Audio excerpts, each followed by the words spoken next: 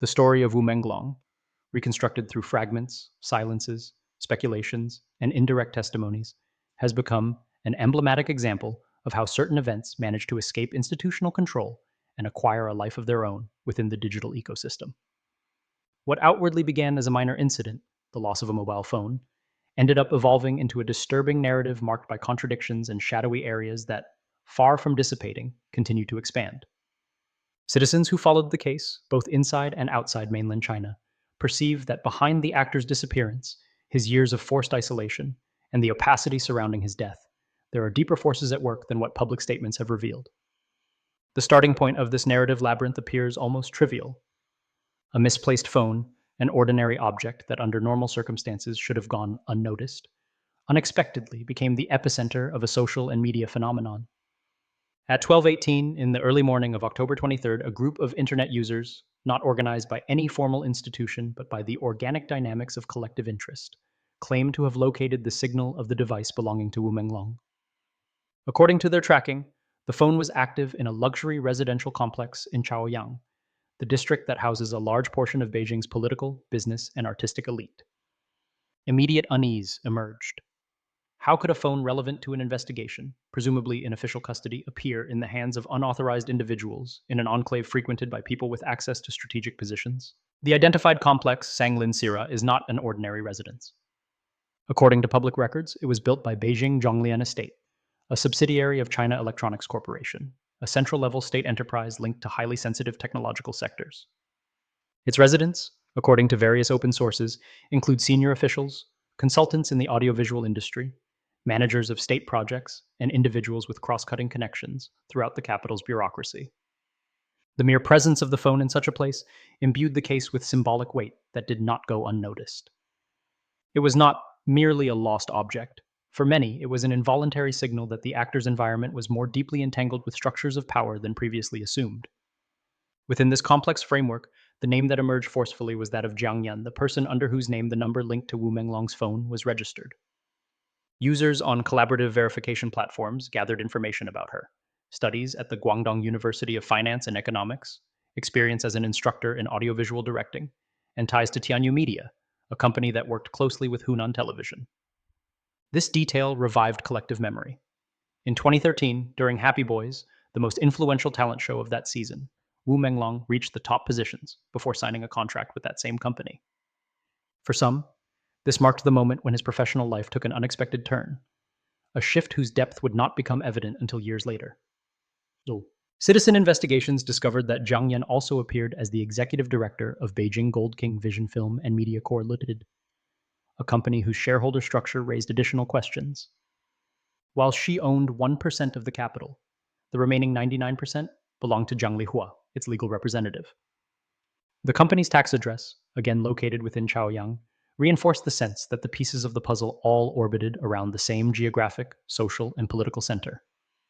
Each added detail seemed to confirm the impression that the business sector, the audiovisual industry, and certain spheres of influence converged intensely around the actor's trajectory. A key element in the evolution of the case was the intervention of host Li Muyang, who stated on his analysis program that his team had reviewed the location records of Yu Menglong's phone between August and the 11th of an unspecified month. According to his account, most of the records had disappeared from the police database, leaving only a few references to former residential addresses in Beijing. Although these claims could not be verified, their spread produced a strong emotional impact on the audience. The idea that crucial information may have been deleted fueled the belief that higher powers were controlling access to data and establishing a narrative from within the institutional apparatus. Internet users, already immersed in reconstructing the case, began raising questions that multiplied like echoes across digital spaces. Why was the phone never handed to the family? Why were the records allegedly deleted? Who controls police databases? Who would have an interest in erasing clues? These concerns were not direct accusations, but rather natural reactions to a chain of events difficult to interpret through common logic. As in many highly sensitive cases, the lack of official explanations allowed assumptions to expand without restraint. In this climate of uncertainty, names linked to the security apparatus resurfaced. Among them, a prominent figure was Wang Xiaohong, someone with theoretical capacity to intervene in processes involving sensitive data. Although no confirmation of his involvement exists, His name repeatedly appeared in independent analyses and in conversations circulating on social networks. A security official identified as Bo from Chaoyang's security department was also mentioned as someone who may have executed decisions made at higher levels. None of these connections could be certified, but they carried significant weight in the digital narrative, particularly among those who perceived the case as part of a vertical structure of control. Citizens attempting to follow the case experienced a growing sense that anyone who questioned the dominant version faced tangible risks. Navigating the boundary between denouncement and suspicion became a delicate exercise. According to accounts circulating on digital platforms, a director of a media company who expressed doubts about the handling of the case allegedly received threats. She later suffered a car accident that some considered suspicious, especially because a team member was seriously injured.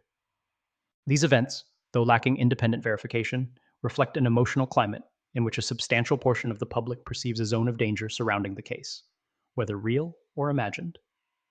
Public pressure for answers increased concurrently with suspicions that certain marginal narratives were being deliberately encouraged to divert attention from deeper issues. Amid this atmosphere appeared a message from a film director, reportedly relayed by a close friend, according to Li Muyang. The message, laden with frustration, stated that the public investigation should concentrate on the key figure in the case and not be distracted by decoys, or secondary actors inserted to confuse. Although impossible to corroborate, this warning was interpreted as a call to stay focused on higher structures of power rather than peripheral figures. From that point, a list of individuals whose connections with the actor, or with political and media power circles, caused immediate interest began circulating. Among them were Zhang Guang, also identified as Li Ming, and a figure named Kaiyanagan, according to some records. However, one of the names that resonated most was Shinji, a young man described in public records as someone who had allegedly obtained positions of extraordinary responsibility at unusually young ages. According to information shared by internet users, he had reached a rank equivalent to a deputy director in a state-owned enterprise at 18, and a level similar to that of a vice minister at 28. This meteoric rise fueled perceptions that his influence might have played a role in little-known aspects of the actor's environment. Citizen narratives also linked directors, such as Zhang Jingsong and Fang Li, as well as the figure of Du Guang, presented both as the actor's representative and his supposed overseer. The most widespread interpretations describe an ambivalent relationship in which the actor may have felt respect, dependence, and fear simultaneously. Other female figures in the industry, such as Song Jiren or Fansiki, appeared in online discussions as possible peripheral participants, though without conclusive evidence. Digital narratives are not built on traditional source validation, but on the convergence of scattered elements collectively interpreted as parts of the same web. In this environment of increasing perceptions of control and censorship, citizens began employing creative forms of symbolic expression.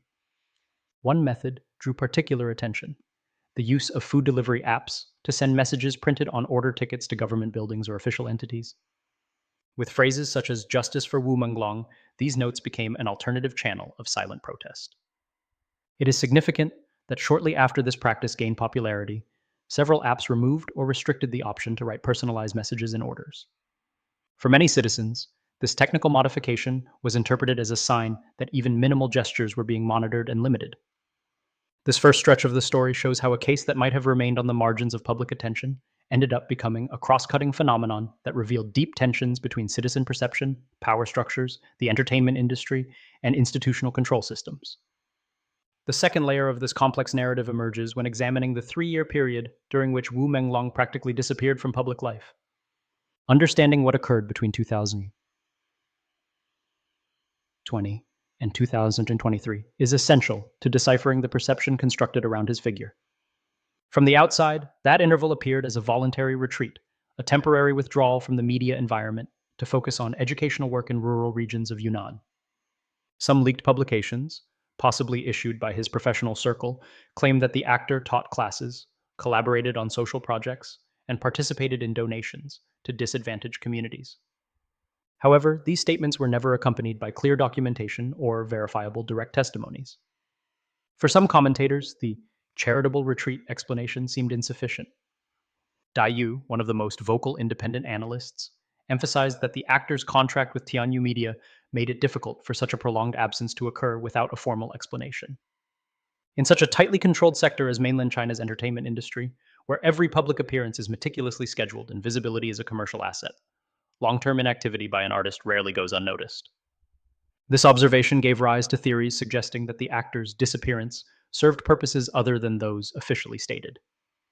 According to these interpretations, the actor's move to Yunnan may have had a concealed purpose. Yunnan, a province bordering regions of Myanmar, is known both for its ethnic diversity and for the presence of irregular activities that often take place in remote areas. Some internet users linked this fact to the later emergence of disturbing videos from border regions showing children in conditions of extreme vulnerability. Although these materials have no proven connection to the case of Yu Menglong, the fact that they surfaced in the same time frame reinforced public perceptions that the actor might have been exposed to complex environments outside the reach of traditional media oversight. The transformation in the actor's demeanor also became part of the public debate. Those who had followed him since his early television appearances described a young man who was energetic, sociable, and charismatic. However, images and brief appearances after his return showed someone more reserved, melancholic, and seemingly cautious. This emotional shift was interpreted by some as an indication that during his time away from the public eye, he may have experienced psychological pressure or contexts of extreme control. Although these conclusions lack official confirmation, they reflect the sensitivity with which the audience interpreted the actor's evolution. The story took another unexpected turn when the British medium Ty William claimed to have received spiritual messages related to the actor's experiences. According to his testimony, Yu Menglong had experienced a progressive loss of inner freedom, a sense of emotional fragmentation that the medium interpreted as the result of prolonged isolation. These claims, impossible to verify, were nonetheless amplified on social networks, coinciding with the widespread emotional impact caused by a video showing a child from Sichuan walking quadrupedally. The emotional parallel between both episodes, lack of protection, vulnerability, institutional silence, led some digital communities to integrate them into the same symbolic framework. As these narratives grew, social media censorship began to intensify. Posts connecting Yunnan, videos of minors, and possible clandestine activities were deleted within minutes. Users attempting to gather information encountered search restrictions, temporary blocks, or the disappearance of thematic tags. This pattern became one of the recurring arguments among those who believed powerful forces were interested in limiting any discussion regarding the actor's absence. The sense of a fragmented narrative also manifested symbolically. The user Hazikie, whose earlier activity had been retrospectively interpreted as premonitory, posted new messages filled with mysticism. His new text spoke of a blow that gives rise to all things, a phrase that matched a line spoken by Nan Fengyi, a character in the actor's final series. The connection between fiction and reality fed the belief that the actor's work contained indirect clues about his personal situation. Although such interpretations are common during moments of collective mourning, the synchronicity between the phrase, the audiovisual production, and the user's message intensified the perception that the actor's death had been surrounded by unnoticed signals. This symbolism deepened when images from the series' opening ceremony were re-examined. Among the visual elements, white flower wreaths stood out, a symbol traditionally associated with mourning in Chinese culture. Although these wreaths likely formed part of a customary ceremonial ritual, some observers retrospectively reinterpreted them as ominous signs. In the emotional narrative woven online, any element that could be read as an anticipatory signal acquired disproportionate weight. It was no longer just about analyzing facts, but about finding meaning in the midst of confusion. The entertainment industry's silence regarding the actor's death amplified the uncertainty even further. Under normal circumstances, the disappearance of a prominent figure usually generates public tributes, official statements, and expressions of solidarity from colleagues and producers. In the case of Yu Menglong, the response was uneven, with sporadic and brief gestures of condolence, but lacking the institutional resonance many expected. Some internet users interpreted this silence as fear, others as indifference. In any case, it contributed to the perception that the actor had been in a vulnerable position within his own industry. Anonymous testimonies allegedly from individuals connected to the sector reinforced the idea that many knew, but no one could speak. These claims did not clarify the situation, but rather contributed to an emotional climate in which the actor's suffering was perceived as solitary, silent, and prolonged. In this context, the notion that his death might have been convenient for certain interests gained relevance, not due to direct evidence, but due to the lack of conclusive explanations. The name Du Guang was frequently repeated. Some voices claimed that he not only acted as the actor's representative, but also as a guardian, responsible for supervising his activities and movements. These interpretations describe a dynamic in which talent management becomes a mechanism of control. There are no documents supporting these versions, but the persistence of such claims across multiple platforms demonstrates the deep mistrust generated by the lack of clear institutional information. The case also revealed an unexpected dimension of citizen participation in the digital age. Feeling that their voices were being silenced, hundreds of users resorted to unconventional methods to express their concerns. Using delivery platforms as a channel of protest became one of the most powerful symbols of this movement. Messages printed on delivery tickets, addressed to state institutions, allowed concerns about the case to bypass usual censorship filters. Although the function was later removed by the platforms, its existence highlighted a collective desire to demand answers. Beyond the isolated interpretations, analysis of this gesture reveals a deeper characteristic of the social context: the search for alternative spaces in which to express anxieties that find no echo in formal channels. When citizens feel they do not have access to the truth, micro acts of resistance multiply in creative and often ephemeral forms, but with significant symbolic weight. However, perhaps the most unsettling question emerging from this period is not why Yu Menglong disappeared, but why no one properly explained his absence. In the absence of answers, collective imagination expanded, filling the void with hypotheses based more on emotional logic than on verifiable evidence. The narrative that emerged is not necessarily an accurate depiction of events, but a reflection of a society that, confronted with an incomplete story, projects onto it its own concerns about power, vulnerability, and institutional opacity. The shadow of distrust does not fade easily. Every new element, a deleted record, a cryptic comment, a contradiction in dates, a figure with a meteoric rise, was incorporated into a broader framework that some describe as a mosaic of dispersed signals. Even if some of these signals can be explained conventionally, the emotional climate surrounding the case encouraged amplified interpretations in which silence was perceived as complicity and the absence of data as evidence of concealment. In the final phase of this extensive analysis of the life trajectory and enigmatic end of Yu Menglong, it becomes essential to examine how the various fragments of information, citizen suspicions, institutional silences, and symbolic gestures converge to strengthen the perception that the truth remained hidden beneath multiple layers of interests. One of the most discussed aspects during the citizen investigation was the way certain powerful figures repeatedly appeared in relation to the case, whether through business ties, geographic coincidences, or career trajectories.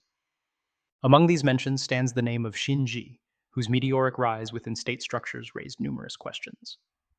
The possibility that he achieved positions equivalent to vice ministerial rank at such an early age was interpreted as a sign of exceptional influence.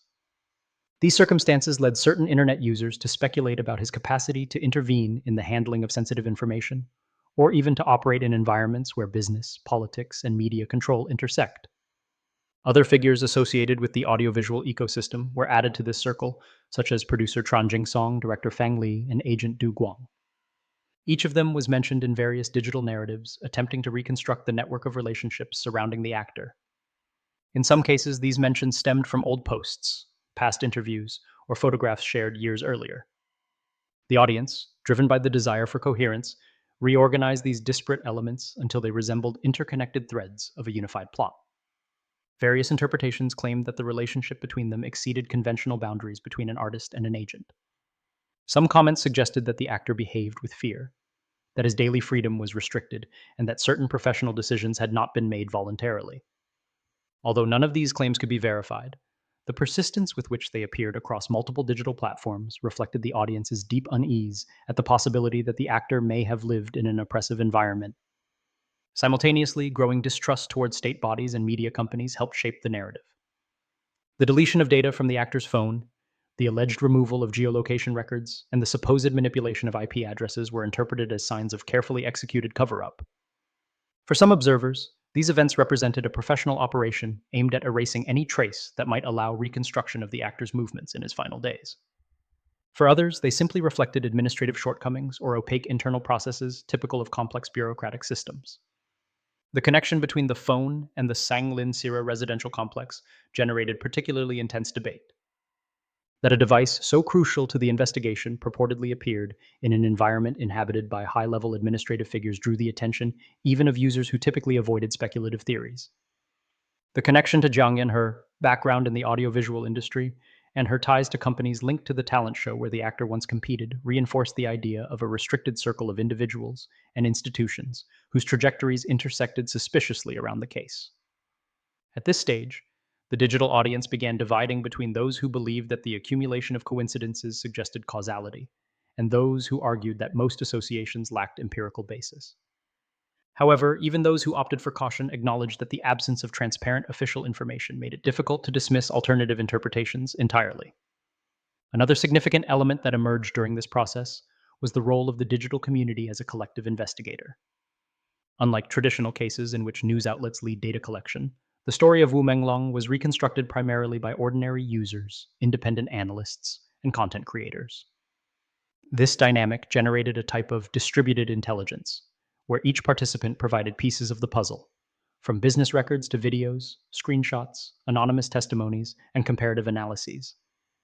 Although this mode of investigation lacks the formal protocols characteristic of professional inquiries, its emotional and social impact was undeniable.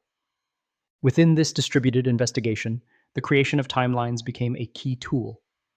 Chronologies were drafted combining verifiable data, such as the actors' performances, recorded series, and known public movements, with unconfirmed information such as alleged phone locations, ambiguous online messages, or unusual behaviors observed within his close circle. These widely shared timelines reinforced the perception that the story contained significant gaps that could only be filled through collective inference and deduction. Meanwhile, the symbolic dimension of the case continued growing. The phrase, "a blow that gives rise to all things," became an interpretive emblem within the digital community. For some, it was a poetic coincidence. For others, it was a foreshadowing embedded in his previous work or even a coded message. The human mind tends to search for patterns even where none exist, especially in contexts of emotional uncertainty. In this sense, the coincidence between the character's line and the message posted by Hazikie became a convergence point, around which multiple alternative interpretations formed. This metaphor of the originating blow was widely interpreted as a symbol of transformation, abrupt beginning, or even as a reference to a traumatic event that might have determined the actor's ultimate fate. The audience, confronted with a case lacking official answers, found in this phrase an emotional anchor that helped give coherence to a fragmented story. As these symbolic interpretations consolidated, analyses also emerged, seeking to understand the structure of power surrounding the entertainment industry. In several countries, including China, this sector is closely interconnected with business interests, advertising, and sometimes political circles. The career of an artist depends not only on talent, but also on contractual relationships, access to production resources, and the institutional protection they receive. Within this framework, the vulnerability of a young artist can be amplified if they are subject to rigid contracts, opaque mechanisms of control, and environments where personal autonomy becomes diluted for the benefit of hierarchical structures that are difficult to challenge. This reflection opened a broader debate about labor conditions in the entertainment industry, emotional exhaustion, overexposure, control over public image, limited access to reporting mechanisms, and the lack of protection against abusive dynamics. Although the story of Yu Menglong is often presented as an exceptional case, many analysts believe it reveals structural failures affecting a far wider number of artists. The informational dead end in which the case became trapped led the digital community to examine the censorship mechanisms that typically operate in sensitive situations. The speed with which posts disappeared, the closing of thematic tags, and account suspensions led some users to argue that the silence was not accidental. These perceptions, although unproven, reinforced the climate of distrust that already dominated public conversation. In this context of collective uncertainty, the question of what truly happened to Yu Menglong became an issue not only of facts, but also of meaning. For many, his story embodies the tension between individual and system, between creativity and control, between personal aspiration and opaque networks of power. His case became a symbol of fragility within sociocultural structures that are rarely visible to the public. The final reconstruction of this narrative does not offer definitive answers. Instead, it reveals how a society interprets emptiness, the absence of explanations, and the impossibility of accessing the full truth.